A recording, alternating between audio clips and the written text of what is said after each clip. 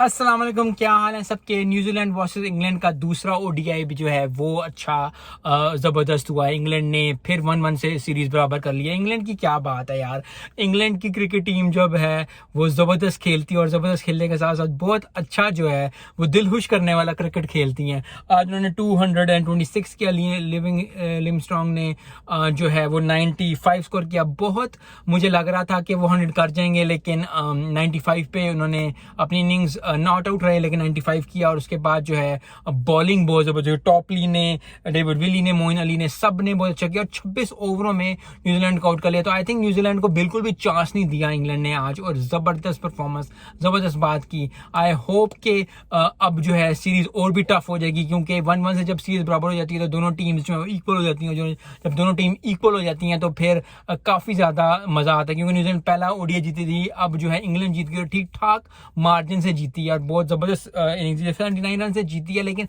79 run जीतना इतना important नहीं जितना कि उनको हाफ ओवर्स के अंदर आउट कर दिया, वो मजा आया। सो बॉलिंग जबरदस्त की, बैटिंग जबरदस्त की, बहुत जबरदस्त England. Thank you very much और बहुत मजा आया आज मैच देखने का। मिलते हैं इस वीडियो में। अस्सलाम वालेकुम।